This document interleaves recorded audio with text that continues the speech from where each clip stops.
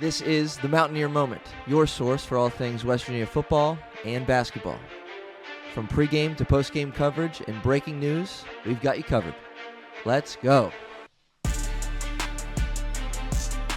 What's going on, Mountaineer fans? Welcome to another episode of the Mountaineer Moment. My name's Troy. I am your host for this brand new West Virginia football and basketball podcast. Super excited to be doing it. If you're here for the first time or like the eighth time, because it's only our eighth episode, please consider hitting that subscribe button. YouTube, Spotify, Apple Podcasts, Amazon Music, wherever you're listening or watching.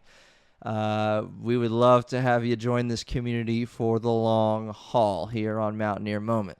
Okay, so this episode is really just focusing in on this quarterback situation that West Virginia has. It has been one of the premier topics of discussion all throughout the offseason, all throughout camp, all throughout week one, up until 2 p.m. Eastern when West Virginia took the field against Robert Morris. And now that game has been played, and we have a few more answers. The episode previous to this one talked about a few questions that we really don't have answers for, and we've got some answers regarding this quarterback situation. And I'm going to be honest, it's an answer that I didn't fully expect to have this much clarity on after just one game. But I think friends, family, everybody, I think we got some answers here. And they came pretty soon. The story and the answer seems to be found in quarterback Nicco Marchiol, who's been here a little bit. West Virginia fans are familiar with his game. But he came out the gate against Robert Morris. Again, I get it's against Robert Morris, and that's not the point of this episode. The point of this episode is to say Nicco Marchiol was the only quarterback to take a snap for 3+ quarters. And the talk leading up to the game was like, we don't know what we're going to see. I talked about this on, the takeaways episode. If you haven't seen that one, go check that one out. But we talked about this, for all we knew, Nicco was going to get a drive. Jalen was going to get a drive. Max was going to get 3 drives. And then it's going to rotate back in. And then, there's a run play, so Jalen's going to come in and do that. And then, Scotty Fox is going to get some reps. Khalil Wilkins is going to get reps. We really didn't know exactly kind of what this rotation at quarterback was going to look like. And in a lot of ways, that might have been the word that many of us were thinking we were going to get, was a rotation. Like a hockey line, right? One guy's coming in, one guy's coming out, and then the guy that was already in is coming back in. We didn't really know what this was going to look like. 2-quarterback system, 4-quarterback system. We didn't know. But what we found out today, which shocked me, again, some of it was due to the fact that this was a 10-3 game at half because there was 4 fumbles in the first half, 3 of which were recovered by Robert Morris. But what we learned is that Nicco, was the only quarterback to play while this was a meaningful game. He was the only one on the field until it was 31-3. And so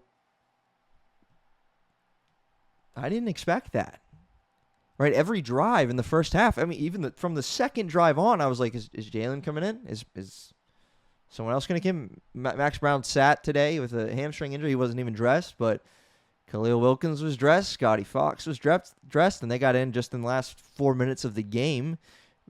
Speaking of which, Scotty Fox took a 50-something yard run to the house for a touchdown, electric, to give the Mountaineers that 45-3 victory. But pretty surprising based on what we were hearing out of camp and everything, that this is a true, we don't know who the guy is. Again, it's not surprising in the sense that Nicco came out and started. It's just surprising in the sense that Nicco got every meaningful rep at quarterback. Right? That's a true statement considering nobody else got in unless it was a 28-point lead or more. So that's kind of wild. That's the story for week one at the quarterback position, and it's not a story that we were expecting. So this quarterback battle, or again, this depth chart that West Virginia released, in game week, that it's Nicco, or it's Jalen, or it's Max, or it's Scotty, or it's Khalil. Like this rotating, revolving door at quarterback. That's just not what we saw today, or in week 1 on Saturday. Just not what we saw. Now, I don't think Rich was lying. I think there was a legit battle, competition at quarterback. Wanted to see someone earn it, and he said, I think post-game, that Nicco earned it. I don't know I forget the exact wording he used, just consistent, or just proved himself to be the worthy guy to go out and get the start today, in this game with Robert Morris. So what this does for me as a fan, as a follower, as a podcaster and writer about West Virginia sports, what that does for me is give me a ton of clarity going into week 2 against Ohio, coming up on Saturday. Nicco Marchiol starting, period. Said this in a previous episode too. Like he's the starting quarterback. Like we didn't 24 hours ago, or the Saturday morning, Saturday before 2:00, we didn't know the quarterback situation. We now know that Nicco's the guy. At the moment, he's the guy to play quarterback for West Virginia. That's just the way it really looks, considering the amount of time that everybody else got.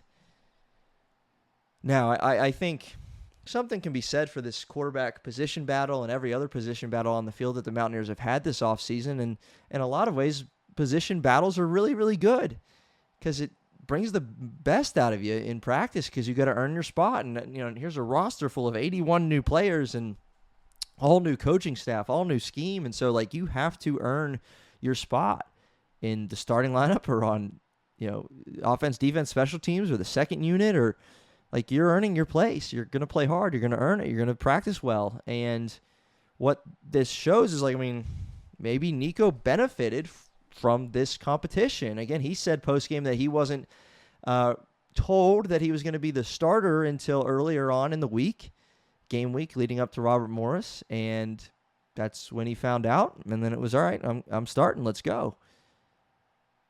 But I think the battle did him some good. I think the battle maybe grew everybody else in the competition too. You like to think that with Henderson and the other guys. And Scotty Fox, man, does he look... extremely small sample size, but that was a fun run to watch, and he delivered a nice quick strike on the outside to one of the receivers too. So looking forward to him in the future. Hopefully he sticks around in Morgantown. But that was cool, and you just like to think that those guys made each other better through the offseason, through camp, and through preseason, and that they're going to continue to do that. And again, you can say that across the board with every one of these position groups and different battles that have been going on. It's a good thing. So hopefully it'll pay off and result in W's for the Mountaineers, because of just how hard these guys have worked all throughout the offseason and now into the season. So with Nicco being the quote-unquote guy, if there's really not a battle, and again, who's to say that Nicco's... I don't know. Let's say Mountaineers play a close game against Ohio next week and Nicco plays pretty well. Is another quarterback ever going to see the field, right? We saw 4 technically take snaps at quarterback on Saturday against Robert Morris. But, if it's a tight game, is Nicco the only one that's going to be out there? And for the amount of time it was a tight game today, that statement was true. He was the only one out there. So we'll have to keep an eye on that, of course. I don't think it's just yep, Nicco's the guy who's going to take every snap the rest of the season. That's not what I'm saying. What I am saying is that as much as this quarterback competition and battle was talked about leading up to week 1, Nicco was clearly the guy today. And he did not disappoint either. 17 for 20 for 24 yards, something like that. Nice touchdown pass to Cam Vaughn. He was accurate. He found receivers. I mean, there was, before the Cam Vaughn fumble, there was just moment after moment, play after play, where Nicco was just hitting them right at the numbers for 3-4, plays in a row. Was very accurate with the ball.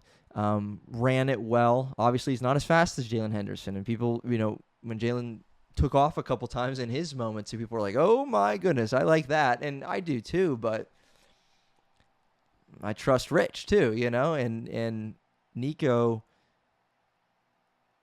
is obviously a willing runner, capable runner, different style. We all remember the truck stick he had over the Oklahoma State defender, who, by the way, I believe led the nation, certainly the conference, Big 12, in tackles last season. Nicco just ran him over. So it's going to be interesting to see how Nicco's legs fit into this system. Again, 13 carries, I think 56 yards and a touchdown on that opening drive. But 56 yards for the day for Nicco, which is good. And Jaheim White, 93 yards on the day, and over 393 yards rushing for WVU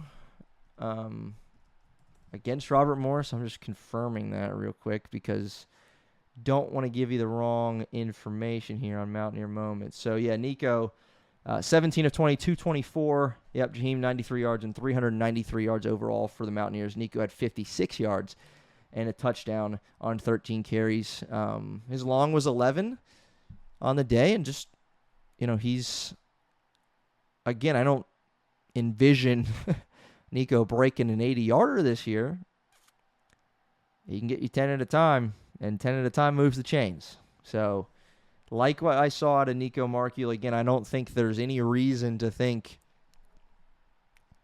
that Nicco's not the guy heading out against Ohio, because, again, he played, one, because he played so well against Robert Morris, and two, because Rich doesn't give us any reason to believe that Nicco's not the guy, whether or not he says it verbally or just in the fact that, again, Nicco is the only quarterback to receive reps that were as part of a game that was still a game.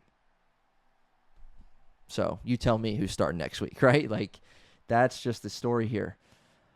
So moving forward, Nicco's the guy. We know that. Now, where does this leave the other guys? Again, I don't think it's just they're out to dry. I don't think no one's, they're all giving up on the season or giving up on, or their chance to get action this season.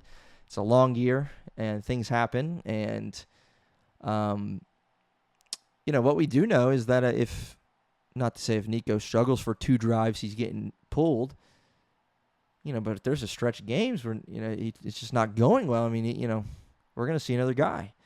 And that logic is just coming off of what Rich has said, all offseason and preseason, that he is confident in this group. And so why would you? Why would you allow someone to just go out there and struggle if you got another guy that might be able to fix it? So that's the story there.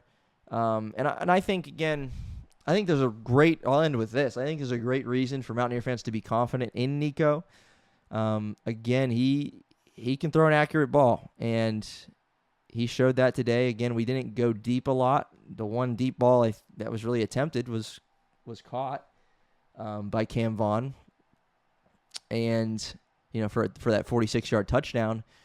But those short outside passes and little screens and whatever, he can hit them. And he threw a deep ball against Traylon, to Traylon Ray last year at Arizona. That was a beauty. So he can make the throws. And again, he's not Pat White. He's not even Jalen Henderson in what he brings to the table with his legs. But Nicco's a tough tackle. He's big. And he's not afraid. And so I think you like what he can do in the running game. And I think not that he's the perfect quarterback in Rich Rodriguez's system, but it works. I am curious to see, and this is one of the questions that we don't have an answer for yet, is just in relation to this offensive line and what they're going to do throughout the season, because this was against Robert Morris. And yeah, they kept Nicco clean, kept a clean pocket, made holes for the running backs. But that was against Robert Morris, so we're going to see, how that plays a factor in this quarterback situation as we move forward. But I think as West Virginia fans, we have every right to be a believer in Nicco Marchiol. because he's proved himself and had a great week one. He looked comfortable to me more than anything. Again, a guy that we've seen, and it's in a whole new system. Super quick to the ball, right? Spot the ball mentality. I mean, they were snapping the ball with 33, 34 seconds on the play clock at sometimes, and you love it. And Nicco's he managed that well. So you love that too, and he's only gonna look more comfortable. I thought his connection with Cam Vaughn was just spectacular. Looked like they played together for 7 years, right? They haven't. Just got here onto the scene out of Jack State. So I love what I saw from Cam Vaughn. And again, I think there's a connection, there's a continuity that Nicco brings, even with he and Jaheim White getting a lot of carries. And I think Nicco has the build, obviously, to do what he did today, take 13 carries. I'm sure that won't be a season high even. He's going to get the ball. He's going to be trusted to make reads and go run for 7-8 yards at a time, and we have to trust that he's more than capable to do that, because I think he is. So I think there's a great reason to be confident in Nicco Marchiol, and I think this is a good thing that we didn't see a battle today, because we just didn't. I've said it 7 times on this show. I'm going to say it an 8th time. We just did not see a battle in any way, shape, or form at the quarterback position today, against Robert Morris. Like, we just didn't. It was Nicco. And I'm not mad at it, at least not yet. All right, so that's the story here on Mountaineer Moment. Again, my name's Troy. Consider subscribing, YouTube, Spotify, Apple Podcasts. Look for more content this week because, well, it's another game week on the road at the Ohio Bobcats. So look for a few episodes at least to get you prepared here on the Mountaineer Moment for Week 2 action at Ohio, and we'll have you covered here on Mountaineer Moment. We'll see you next time. Let's go, Mountaineers.